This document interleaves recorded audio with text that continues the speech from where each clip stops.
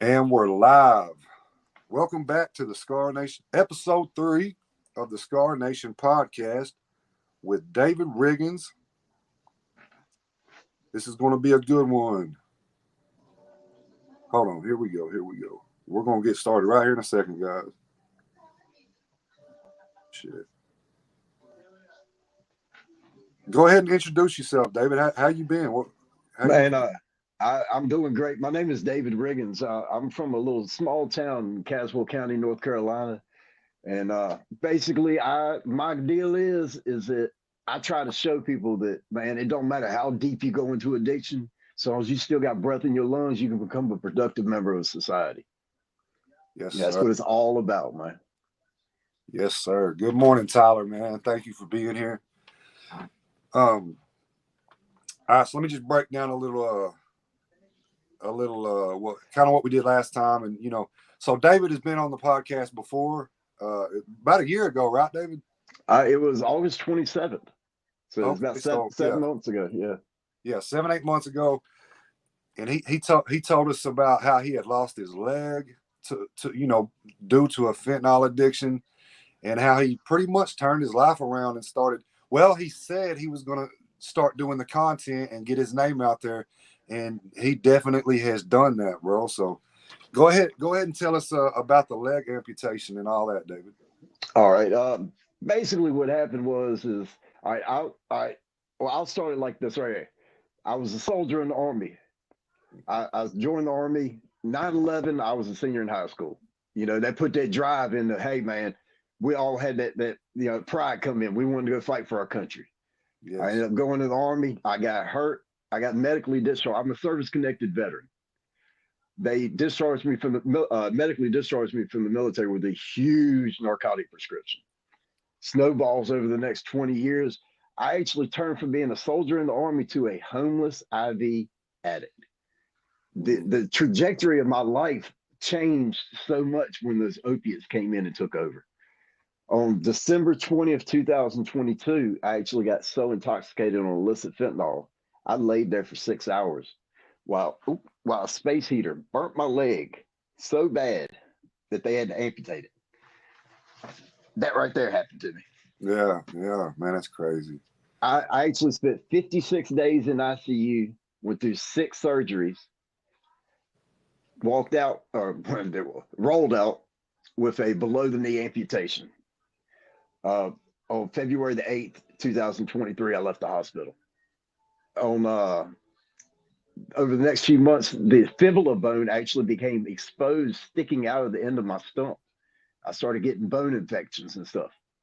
So on October the 10th, 2023, just a few months ago, they ended up deciding that they had to do an above the knee amputation. Yeah, I remember that. I remember you talking about that. Yep. So, it was one of those kind of things that, hey, you have two choices. Either we got to chop more off or you're going to die. Mm-hmm.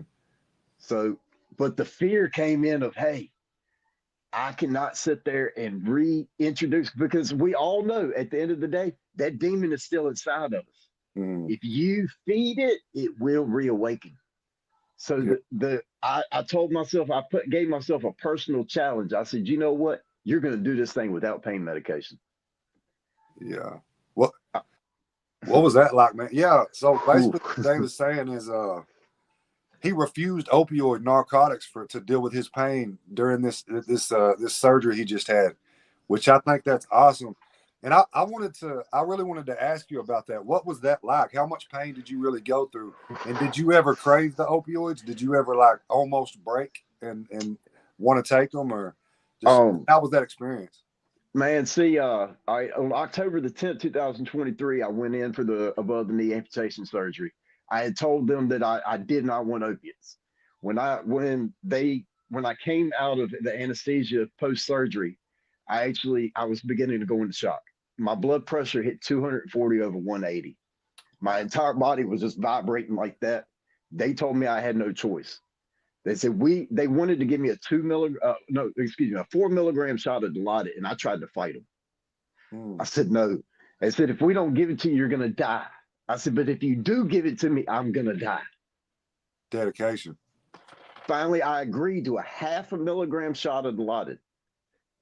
They gave me that right there. It lowered my blood pressure, all that. They put me in post-op. I refused pain medication. I Yeah. was released from the hospital 24 hours after surgery. The doctor came in and told me, he said, look, you're refusing the pain medication. You're off the antibiotics because they had no IV antibiotics for 12 hours post surgery. If you're going to continue to refuse these narcotics, then you may as well be at home in the bed because that's all you're going to do here. I said, write the discharge papers. Let's go. Because I knew at the end of the day, if I continued to stay there where the narcotics were freely going to be offered, eventually it was going to say, you know what, let's go ahead and do it. Yeah, man. I had to get out of there. I respect that, man. But you know why? You know I respect that so much? Because you know yourself. You as an addict, man, we all know that impulsive decision is right there. And in a situation like you was in, like you just said, you was laying there and all you had to do was snap your fingers and you could have had it. Oh yeah. You wanted to, you man, the dedication of that though, I respect that. That lets me know that you're dead serious about your recovery. And Absolutely. and y'all be sure to pick David up too, man. I'm just gonna throw this in there too. Big Benjamin Ben. House, what's up, Ben? What's up, brother? Y'all be sure to go follow David. He's one of the more solid dudes in this recovery community. I can say that for a fact. And I really like David, so y'all go check him out. Man, So, I tell you, it was crazy. It was a very intense time, though. I mean, for the 3 weeks or so, probably post-op, man, I did not sleep. The intensity at nighttime was so overwhelming. It's difficult to even explain.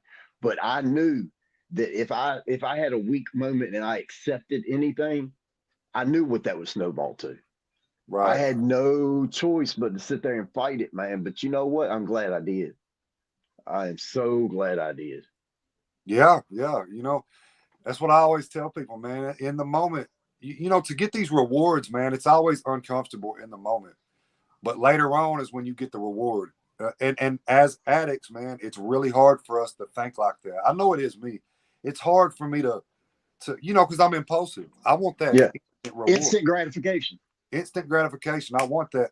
Yeah. So it's hard for me to look into next week or next month or even next year and go, okay, this is why I'm suffering right now for this, Yeah. So yeah, man, I salute you for that. I salute you for the whole surgery. I think uh what you did is awesome. So I wanted to ask you this though, that I didn't ask you this in the last podcast.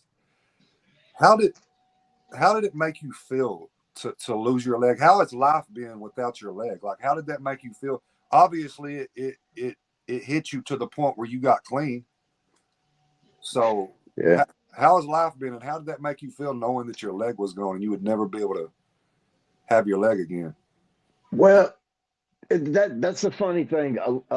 I have had literally hundreds of people that have asked me similar questions, and my mentality, honestly, is that I can blame nobody but myself. Accountability, I love it. Absolutely, man. I mean, because at the end of the day, I'm the one that purchased what I did. I'm the one that consumed what I did. I'm the one that did it. So thus, how can I blame anybody else? So my thoughts with it is you know what? Let's sit there and take this right here and fight with it and show people that you know what? It don't matter what you go through. You can overcome. And Yeah. that's where the concept for the community that I run is. Because at the end of the day, we want to show others that they can heal. The family I run is heal. Help others, empathize for others, accept others, and love others. Yeah. Because Guys, that's what it's all about. Right. This is a Scar Hill collaboration right here. Absolutely, bro. Scar Hill collaboration, guys. We're all on the same mission. That's it. I tell people all the time, man, there's plenty of room at the table. I want everybody to eat. 100%. You know what I'm saying? We all sitting there. We all that have the proper goal of sitting there trying to show people, hey, look, man, you can do it. All you got to do is put in as Scar Nation is about. Stay consistent, and you can recover. That's what it's about. Exactly. Yes, sir. Yes, sir. You're absolutely right. You know, and also something else I talk about a lot on my platform is like try to look at things in a positive light. I like the fact that you used that situation to help other people for positive, and you made something out of it. You made the most out of that situation. You know, I can only imagine losing a limb off my body, like a leg or something. That would devastate me. You know, that would devastate me for that to happen. It was quite a blow. Yeah, yeah, and I respect the fact that you used it to spread awareness. You know, I think that that's awesome, Man, because you know we're losing too many people, man. I mean, my ex girlfriend. I mean, me and her, we lived together for over a year. I mean, we were very. I loved that girl to death. She just passed away from illicit fentanyl less than a week ago. And man. you know, man, I mean, I don't know if you've seen. I shared a poem that she had written about. I saw that, David. Man, that right there, that touched my heart, man. Because at the end of the day, she knew and we knew and we all know, like she said in the end of that poem, she said, if you have any doubts whatsoever, remember curiosity killed the cat and it will kill you too. Yeah, Man, those are facts, man. yeah, they Those are. are facts. Did she pass over a relapse? Yeah. Man, I talked to another friend because for obvious reasons I have to protect my recovery. So me and her had not associated in over a year. right. And I've actually been in contact with her stepmother and her father and told them, you know, that hey, look, I love her. I love y'all. I'm gonna do anything I can to help support, you know, and push out what her words to try to show other people that man, look, get out while you can. But Yeah. I cannot physically be present at any memorial service or anything like that because I've got to protect my own recovery. We all know that there will be individuals there that will still be in active addiction. And Yeah. I don't want to associate with that. I'm sorry.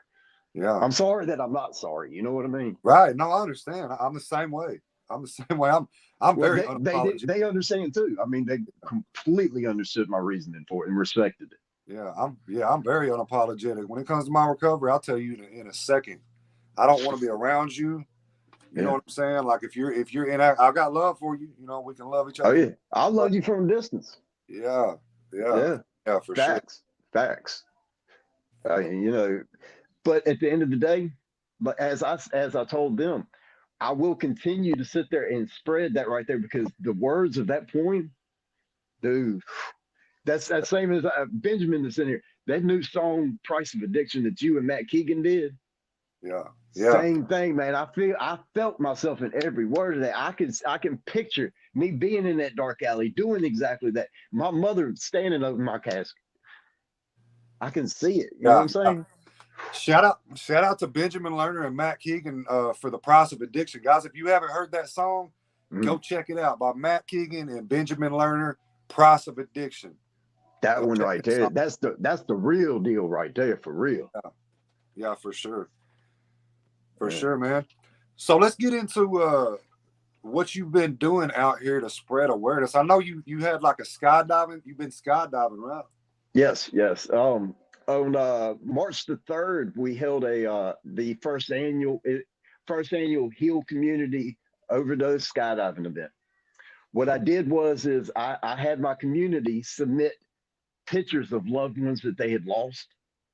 And I had I wore a shirt that was sublimation pictures of individuals that were lost to overdoses.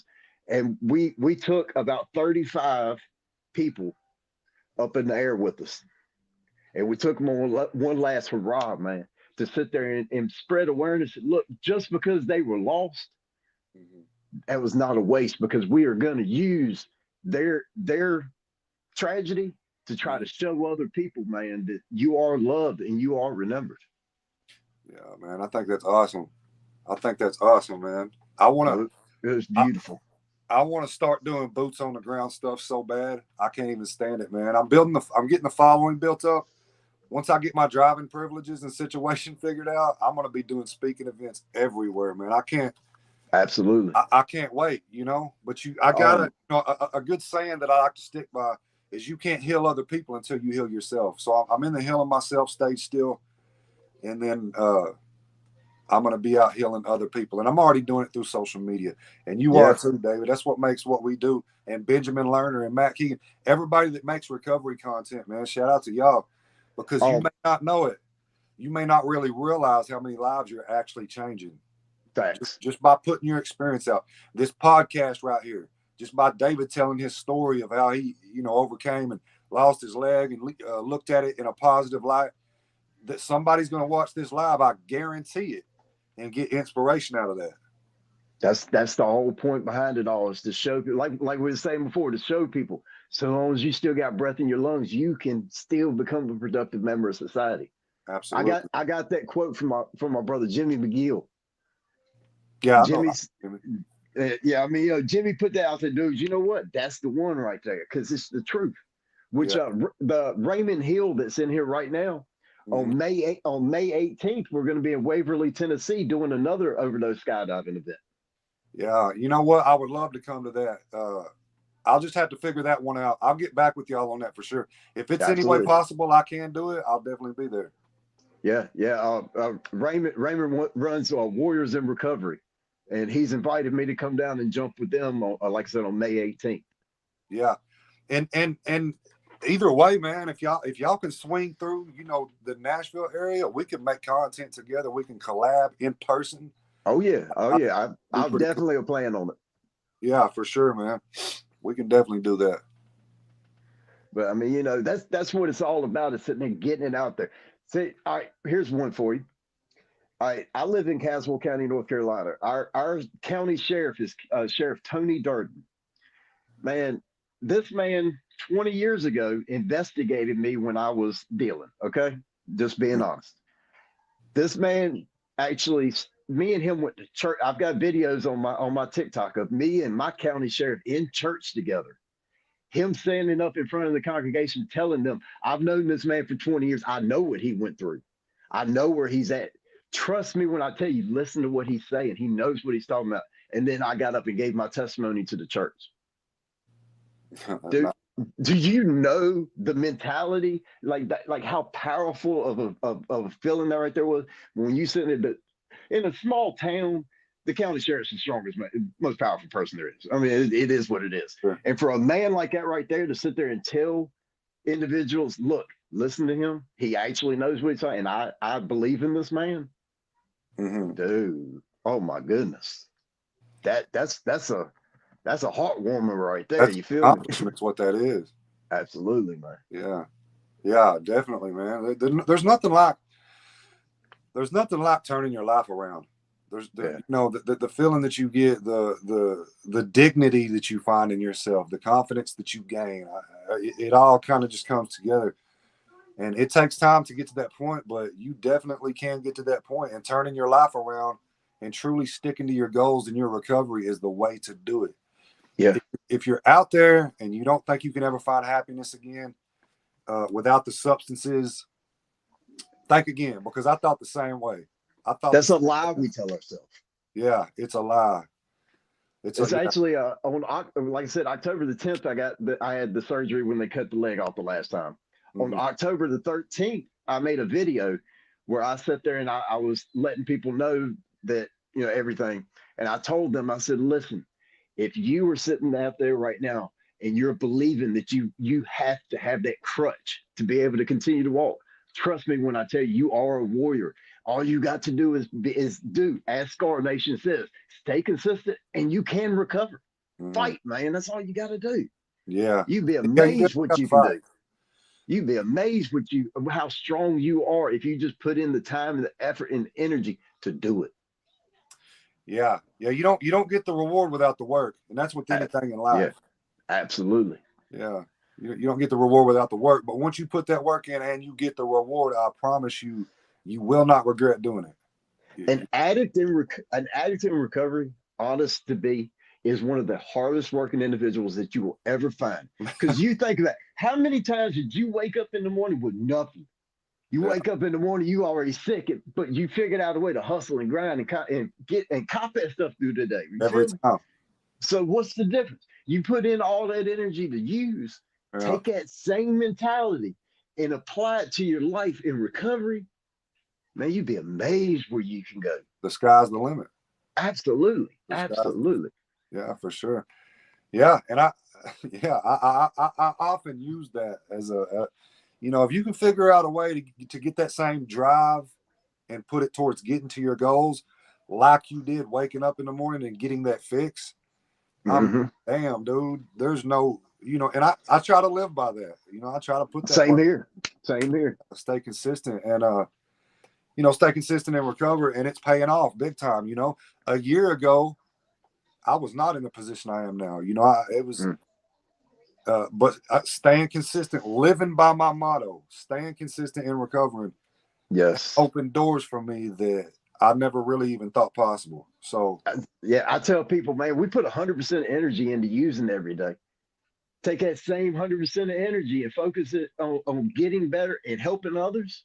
mm, Boy, oh boy. yeah, man, you can really, yeah, that's real. That's real Yeah. shit. And you can really turn your life around. And it's And you just, can be an inspiration to others at the same time, man. yeah, that's what I wanted to be. That was my goal ever since the beginning, man. Some people just want to get clean and go on, and that's great. Get Yeah. clean, whatever you want to do. But that was my goal, man. I wanted to get on social media. I wanted to be like a, kind of somebody that can lead people, that people look up to, and I've done that. I've really put myself out here and helped a lot of people as far as leading them in the right direction. I take a lot of pride in that. I take so much pride in that. I never steer somebody in the wrong direction. All I want to do is encourage people to do the right thing, stay consistent and recover. Amen. I mean, that's what it's all about. Is that fight and that drive and that push? Hey, the doors can open. Mm-hmm. The doors can open, man. I'll tell you, we'll get into it in a minute of some of the things I've got coming up in the next few months. Yes. It's just amazing what can happen. Yeah, for sure. Yeah, so you've been right. I forgot to even bring that up. You've been really putting yourself out there with the podcast and the appearances. You've been working, man. Hey, putting that's that staying consistent, brother. Yeah, That's what it's all about. You've got to put that drive in. And the honestly the connections that I've been allotted in the short period of time that I've been on here. I mean, I have a minute platform in comparison to some of the people that I've been able to associate with. I mean, Benjamin, you, um, Nicole Chattinger, Matt Hill, Jimmy McGill, everyone of I talk to every one of y'all almost daily. Yeah. And I mean, here I am sitting there with this tiny platform, but yet Sober Barbie, all of y'all, I'm just sitting there, I'm like, wow, people that have platforms that are 50 times, 100 times larger than mine are sitting there writing me private messages all the time, and we're sitting there having discussions. I'm like on July 13th, Lost Voices of Fentanyl rally in Washington D.C. My brother Benjamin right there, man. I put a post saying that I had two goals for this year. Number one was to be able to stand side by side with Benjamin and Matt on stage. And number two was to get on Ian Vick's podcast. Do you realize within 5 days I had both of them lined up?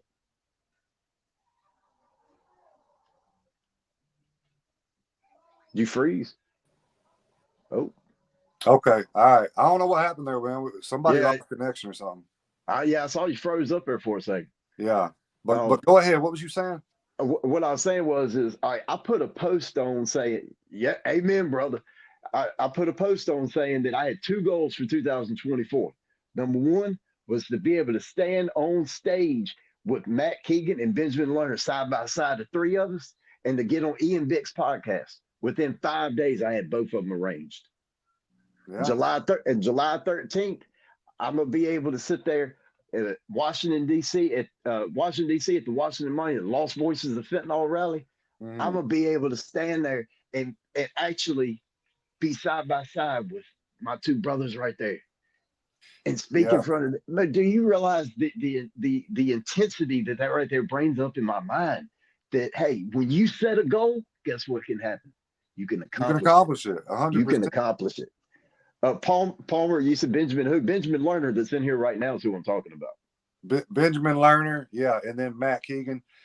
I'll tell you one thing, man. One day soon, like I said, when I get my priorities in order with because a third offense DUI, dude, you got to go through a lot of stuff to get your driving privileges back. Like, oh yeah, no joke. Like you got to go through, a couple years without having a license, all that stuff, and the interlock. But I would love to get in there with Ben and Matt Keegan and us do like an event somewhere, just something, just some kind of event. Yeah. I think if me and them two dudes team up together, we could really make something big happen. Yeah. And that's and you too, man. We can all, like, everybody that wants to come out. Like, but those two, Benjamin Lerner and Matt and myself, I feel like there's just a special aura about us. I don't know what it is. And I think together we could really do big things. Yeah, I'll tell you. Hey, Brad, I'll tell you, it is going to be awesome. Man, and that's what it's all about, is that pushing, man. That sitting there letting people know. Hey, amen, Ben. Hey, that's what we do. Hey, the four of us, we'll link one day. Yeah, we for 100%. It's going to happen. Just a matter of time. Shoot, yeah. And like I said, the weekend of May 18th, I'm coming through Tennessee. I'm gonna link with you when I come through. Yeah, I want you to come through, man. Like I said, I mean, it is what it is, bro. I can't drive, and I won't drive. I won't. Yeah. Oh, See, yeah. back in the day, this is how you know I've grown.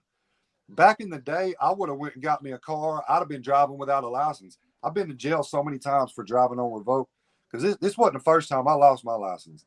Yeah. Like I said, I've been arrested for DUI 4 times. So I went a long little period without a license. I would drive. Yeah. And I'm not doing that this time. I could get a car. You know what I'm saying? I got enough money to buy a little old car. But if I drive, I mean, I'm putting myself at risk for going to jail. Why would I do that when I can just do it the right way and follow the law? It goes in with my growth at this point. So I want to do this the right way. I want to come back the right way and show people that this is how you do it. It can be done, and this is how I did it. Yeah. But one other thing, back to the skydiving event. Yeah. Man, I was beyond just honored in the fact that I was able to bring in individuals and content creators to come and speak at that event that blew my mind. I had Joe Stan came and spoke, Mike Meadows came and spoke, Sober Jess, Mike Meadows' wife, she spoke. Rachel Palante, that runs Addicts with Purpose, she drove all the way. She lives in Tennessee. She drove all the way from Tennessee to Raleigh to speak. Man, it was amazing. Mm-hmm. It was amazing. The group of content creators that I was able to draw in, that believed in the event that I was doing, that came and wanted to speak. Oh my goodness, dude! That right there was a humbling feeling. That not only were they willing to come to it, they wanted to come. Yeah. That's awesome. We've got the lives. Me and Mike Meadows both streamed lives of everybody, giving their testimonies to the crowd and all. It was beautiful. Yeah, it always is, man. When people come together for redemption and recovery and to try to encourage others, it's always a beautiful thing, in my opinion. Absolutely, man. Absolutely.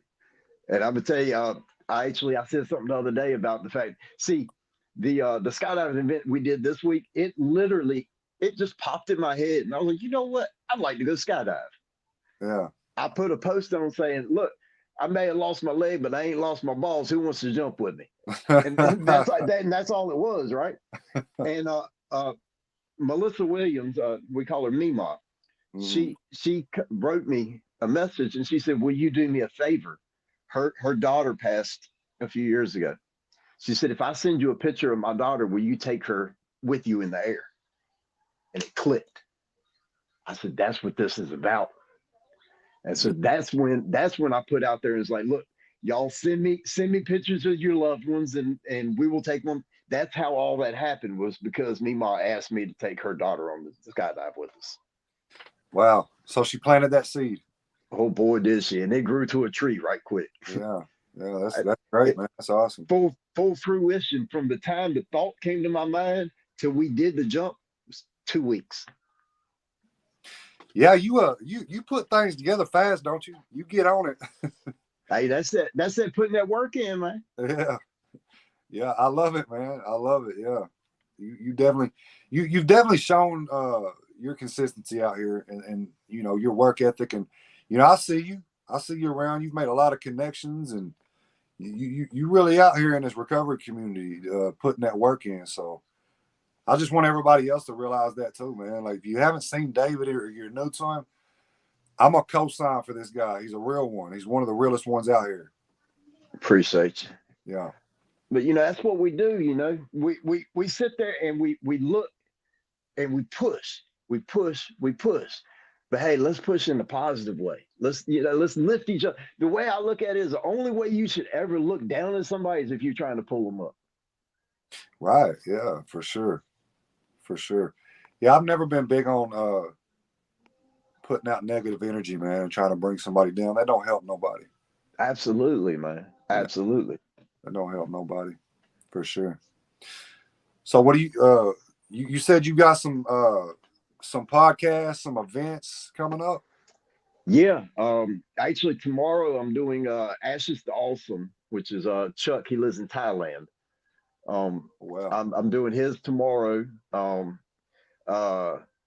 supposed to get on with Patrick for the end of the week. Jared, he's partnered up with Chuck with Ashes to Awesome doing they do Black Ash on Friday evenings. On Friday I'm doing Black Ash, which is the Blacklist podcast mixed with Ashes to Awesome. They merged together and do one on Friday evenings called Black Ash. Oh, that's cool. Yeah, so this coming up Friday, I'm going to be on with Black Ash, which Jared and Brianna are not going to be there. They're actually going to be at an event they're going to Kensington, Philadelphia to pass out supplies. Yeah, that's awesome, man. You really ain't you going on somebody big? Didn't you like get what? Ian Bick. Ian Bick, yeah. Nicole Chattinger is a good friend of mine. I call her my bestie. We have each other's cell phone number. We talk pretty religious. That woman, she said she has seen something. She's got like 320,000 on TikTok, and she has seen something in me, and just she has done so much for me. She has a social media manager that helps her with all of her stuff. She actually sat there one day, had to go through a whatever training seminar. She called me up, spent an hour and a half on the phone with me, and taught me everything they had taught her, teaching me how to remove the watermarks from videos when you would transfer them from TikTok to Facebook so that the Facebook platform will push them, all that right there. And she had been on Ian's podcast before. Right. When I said that I wanted to go on Ian's podcast, she said, me and him are friends. She actually texted him and asked him as a favor to her to bring me on. Oh, that's cool, man. That's how that happened. I mean, little things like out there show me that, hey, you know what? Maybe I am doing something right. You are, man. Yeah, you're definitely not doing something wrong. But so on May 3rd, I'm going to be on Ian Bick's podcast. On May 4th, I'm going to Buffalo, New York with Jared that's in here, Jared and Brianna, to a fentanyl awareness rally. We're going to do that. Then on May 18th, I'm going to be in Waverly, Tennessee with Raymond Hill that's in here doing another skydiving event. July 13th, like I said, I'll be in Washington, D.C. with Matt Keegan and Benjamin Lerner at the Lost Voices of Fentanyl rally.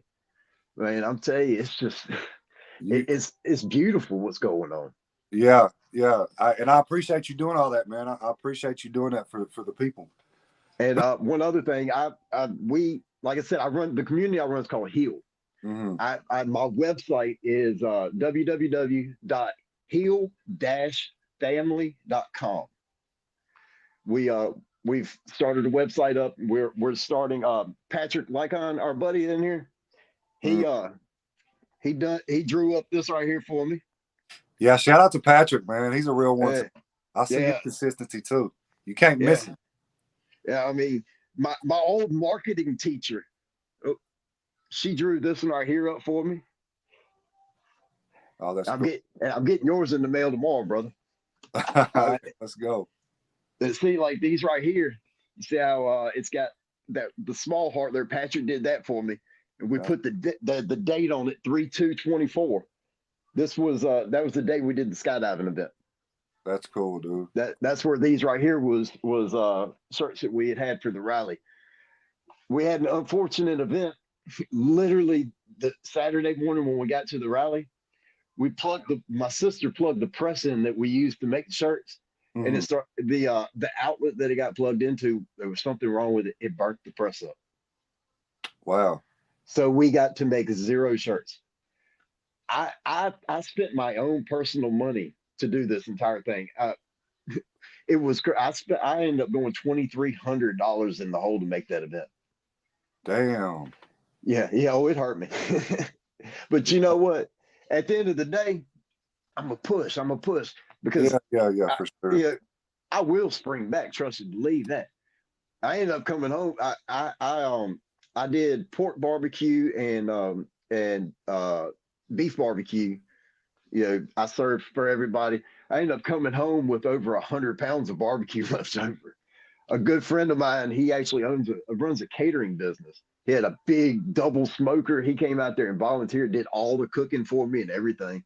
It was, Yeah, I've been seeing those pictures of y'all cooking up steaks and stuff like that. man, it was beautiful, dude. You Yeah, know, it's great when somebody believes in what you're doing and they're sitting there willing to go out of their way and come and volunteer to do something like that. So, man, you know, it's big a shout great. out to David Rogers for doing that for me, man. Yeah, I got some, even people that support you, man. People that do go out of their way and support you, like all my supporters, man. You froze up again.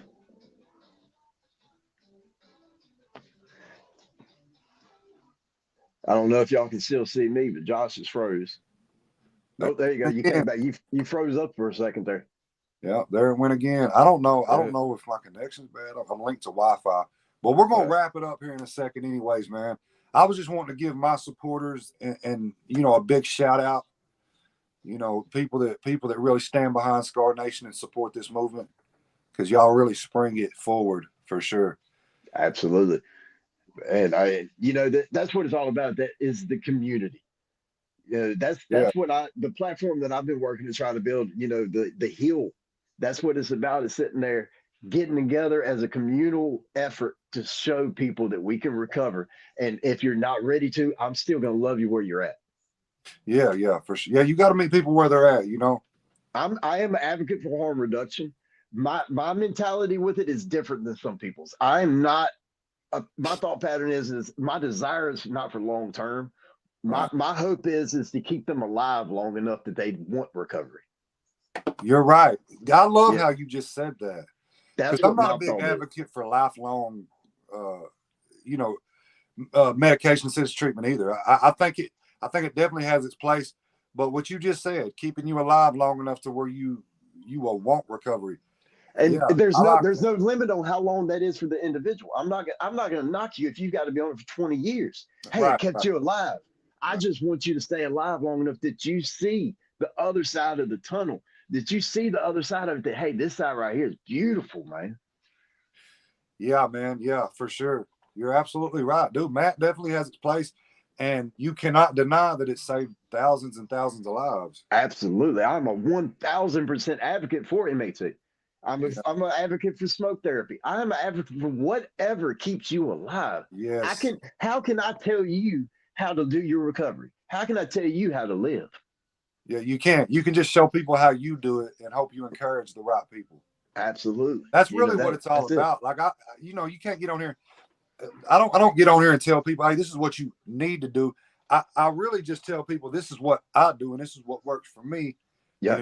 if you want to get the results that I'm getting, you should probably do this. So Yeah, I'm completely with that right there. That's why I will never knock somebody with what kept them alive. right, no, never, Yeah. never. Yeah, All and I'm it's a gonna do step in is the just right say, "Hey, I'm direction. glad." Yeah, exactly, exactly. Yeah. I mean, how can and one thing that I think is a complete just a mentality that makes no sense to me is when individuals try to say that when you're on MOT you're not sober. Yes, you are, because guess what? Do you know how many people out here had lost their kids, couldn't hold down a job, couldn't get a house, but then they got on Suboxone or they got on methadone, and then a year later they're sitting there, they got their kids back, they got a job. They're tell me that ain't a better way to live. It definitely is. It's equivalent to being sober. Sober. One That's thousand percent. Yeah, and that's what people and I've always hated that fucking argument. I feel like it's a useless argument. I feel like it's a shaming argument. Yeah. Like I don't give a damn about sober or not. You're moving in the right direction, and that's what you should look at. Like if I was to tell somebody, well, you're not sober, like who gives a fuck? You know what I'm saying? Yeah. Like, yeah, You're you're on alive. medication. Huh? You're alive. Right. You know, so I've never really gave a shit about that argument. I think it's dumb. Uh Sober, not sober. You're doing better, man. You're alive. Like you said, David, you're alive. So Yeah. all Yeah. my people Facts. on MAT out there pushing to do better. Hey, stay on your program, figure it out, get your life together, and one day you can probably start the process of coming off that stuff. And that's my 2 cents on it. I'm right with you on that. You know. Yeah. Well, David, man, we're gonna wrap it up. Do you got anything else you want to share with the people? Like maybe an event you left out, or just anything you want to? Oh, let's see. Well, the only other thing I will say is, as I said, how our press burned up that day. We actually got the replacement press in the mail like 2 days ago. So nice. So I've actually, because I have a pretty decent stockpile of inventory to be able to make them. So if y'all go to heal-family.com, we're fixing to be able to put up a full line of different heal merchandise, because at the end of the day, see, that's one other thing I didn't mention. At the end of the day, see, my end goal is to get an addiction recovery center built here in my town. Yeah, that would be That, awesome. Me too. That's why. Yeah. That's why I teamed up with the sheriff. That's what that's all about. And see, that's what the end goal is going to be, to transfer the heal community to a 501c and open an addiction recovery center here. So that's what the momentum, that's the push I'm trying to do. That's why I'm trying to get my name out there. Everything is all about trying to get something here in my small town. Because in 20 years of active addiction, I hurt my community. You know, I sold, I used, I hurt. You know the deal. Yeah. So now, man, I got to try to fight to help my community. That's right there is honestly what this mission is all about. David, man, you keep doing what you're doing, you know, putting the work in, staying consistent. Nothing happens overnight. You don't build these things overnight. You understand that. I understand that. But if you keep it going, brother, and you stay consistent with what you're doing and focus on your recovery every day, I see you accomplishing that goal. Oh, well, I'm gonna fight till I get it. Yeah, man, you'll get it for sure. Well, listen, guys, I hope y'all enjoyed the show. I hope y'all enjoyed the show. Always an honor to have David Riggins on the podcast, man. We may even do a third appearance, man. Hey, why not? I always love sitting down and talking with you, brother. I love talking with anybody that has that mentality of positive outlooks. Yes. You know, if I can't stand the pessimist. You know, the ones that's always everything's bad. Hey, look, at the end of the day, fight. Hey, like Benjamin said right there, we've got to fight. And I appreciate you, brother. Yeah, man, for sure. Yeah, you don't get nowhere with negativity, man. Don't get you nowhere. It's the positivity. The positivity. Being able to look at every situation and try to find the positive in it versus the negative. I live by that. Yeah, absolutely. All right. We're gonna jump up off here, man. Thank you for coming on, David. One more time. Thank you for coming on here and sharing your hope. Most definitely. I appreciate and I love all of y'all. And remember that all you got to do is fight, and you can win. Yeah, what he said. Scar Nation, stand up.